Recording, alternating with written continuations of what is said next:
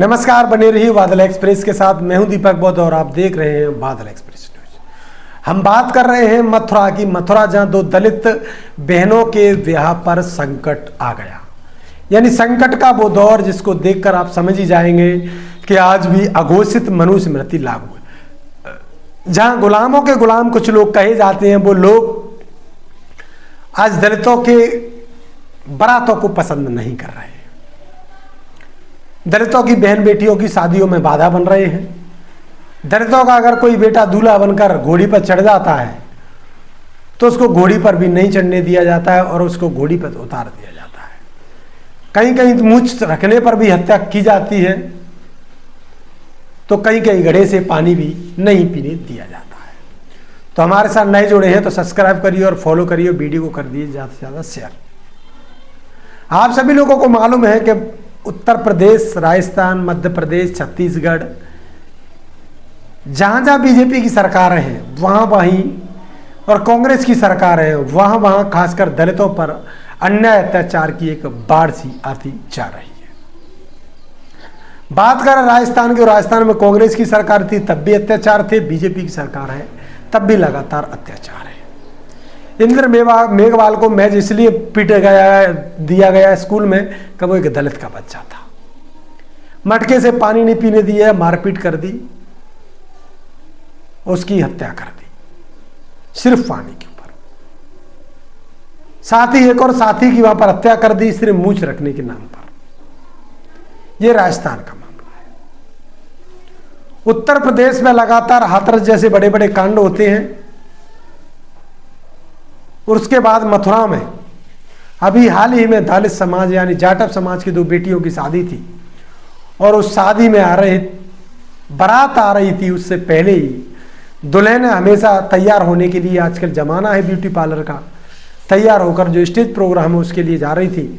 तो रास्ते में समाजवादी लोग भी कह सकते हैं, क्योंकि वो यादव लोग हैं और यादव समाजवादी पीडीए का हिस्सा। अब पीडीओ के लोगों का मतलब यही है, पीडीए यानी दलितों को पीटिए। तो दलितों को पीटने का जो प्लान है उसको पीडीए नहीं समझ पा रहा है। अखिलेश यादव कभी अपने समाज को ये नहीं कहते कि दलित हमारे भाई हैं, पिछड़े हमारे भाई हैं, अन्य अल्पसंख्यक हमारे भाई हैं, इनके साथ अन्य अत्याचार नहीं करना है, ये हमारे भाई है, इनके साथ इनमें अगर कोई बाधा भी आती है तो उसको आगे बढ़ाना है। लेकिन अखिलेश ऐसा नहीं बोलते। अखिलेश सिर्फ वोट तक उपयोग करते हैं, क्योंकि उनकी जो जाति व्यवस्था है वो उत्तर प्रदेश में अपने आप को सबसे बड़े ठाकुर मानते हैं। अगर कोई असली छत्री के बाद कोई नकली छत्री है तो वो यादव है। वो अपने आप को असली छत्री मानता है इस देश में, और दलितों पर अत्याचार उनको नीचा भी सोचता है। चमार है, अन्य तमाम पासी है, ऐसे जो लोग हैं उनको हमेशा नीचा मानते हैं।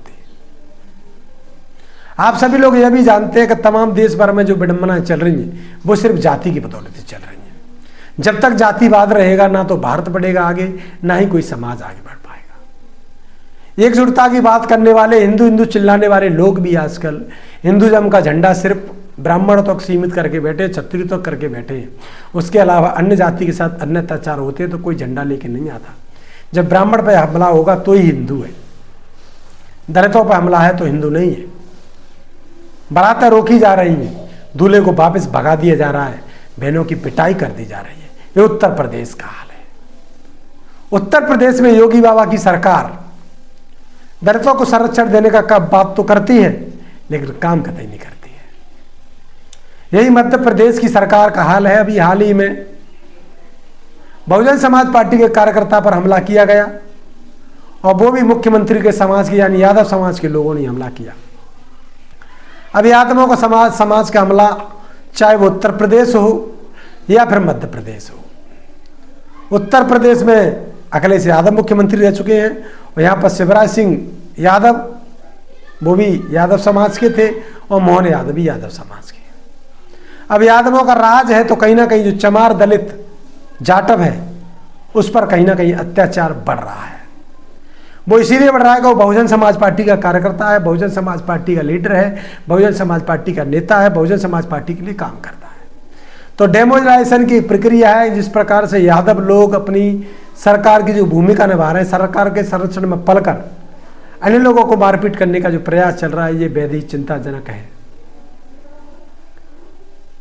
अब आप सभी लोग समझ रहे हैं कि मध्य प्रदेश के बाद उत्तर प्रदेश में भी, उत्तर प्रदेश के बाद मध्य प्रदेश, राजस्थान में भी और अन्य तमाम ऐसे राज्य जहां पर बड़ी बड़ी दंगे देखने के लिए मिलते हैं। बिहार में भी नीतीश यादव की सरकार है, वहां पर भी कई दलितों के घर जला दिए गए, उनको घर से बेघर कर दिया। वहां पर लोगों को भी जला दिया गया, उनकी झोंपड़ी में आग लगा दी, उनको घर से बाहर नहीं निकलने दिया, उनको अंदर जलने पर मजबूर कर दिया। यह है यादव राज। दोस्तों, भली बात आप जानते हैं कि बहुजन समाज पार्टी एक तरफ जहां काम करती है, सर्वजन हिताय सर्वजन सुखाय के आधार पर, लेकिन इस प्रकार के गुंडे नहीं पालती है। अब बहुजन समाज पार्टी के कार्यकर्ताओं के साथ इस प्रकार की अभद्रताएं चल रही हैं, खासकर जाटव समाज जो कि बहुजन समाज पार्टी का कैडर वोट माना जाता है, इसलिए उसके साथ ये अन्य अत्याचार लगातार चल रहे हैं। और वहां पर सभी प्रकार से, जिस प्रकार से पुलिस का प्रशासन है, जब ठाकुर कोई मुख्यमंत्री होता है तो हर जगह ठाकुर थाना प्रभारी होते हैं, और यादव होते हैं तो हर जगह यादव थाना प्रभारी होते हैं। लेकिन बसपा की सरकार थी तो सभी जगह चमार प्रभारी नहीं था, जाटव प्रभारी नहीं था, वहां पर सर्व समाज के लोग थे। कानून की व्यवस्था को कानून की तरीके से बनाना होता है। इसी प्रकार मध्य प्रदेश में भी संरक्षण दे के रखा है नेताओं ने पुलिस को संरक्षण दे के रखा है। पुलिस वाला चाहे तो FIR करे या नहीं करे। इसी प्रकार उत्तर प्रदेश में भी संरक्षण लगातार सरकार का चलता रहा है। मंत्री और नेताओं के संरक्षण में पलने वाले पुलिस वाले भी जो निम्न वर्ग की जातियां हैं, उन पर लगातार उनकी सुनवाइयां नहीं करती है। तो उत्तर प्रदेश के बाद मध्य प्रदेश, राजस्थान ऐसी जगह हैं, इन 3 राज्यों में अत्याचार की बाढ़ सी आ रही है। वहीं आपको बता दें, जिस प्रकार से अभी हाल ही में बसपा के प्रदेश अध्यक्ष पहुंचे बघेल जी, विश्वनाथ पाल, उत्तर प्रदेश की धरती पर जहां मथुरा पहुंचे, मथुरा में उन्होंने प्रशासन को भी फटकार लगाई, और 21 तारीख से इतने दिन हो गए, अभी तक कोई उसमें खास कार्रवाई नहीं। तो उत्तर प्रदेश में, राजस्थान में और मध्य प्रदेश में लगातार बड़े बवाल चल रहे हैं। मध्य प्रदेश में भी बसपा के लोगों पर हमला हो रहा है, राजस्थान में भी हो रहा है, उत्तर प्रदेश में भी हो रहा है। तो सभी जगह बसपा के ही कार्यकर्ता पीटे जा रहे हैं, मारपीट की जा रही है, और डेमोलाइजेशन इसलिए किया जा रहा है कि तुम यादवों के संरक्षण में रहकर काम करो। तमाम ऐसे खबरों के साथ हमारे साथ जुड़िए, यूट्यूब, फेसबुक, इंस्टाग्राम पर बने रहिए, और वीडियो को शेयर भी करते रहिए, लोगों तक ज़्यादा से ज़्यादा शेयर करिए। तो देखते रहिए बादल एक्सप्रेस। मैं हूं दीपक, बहुत बहुत धन्यवाद।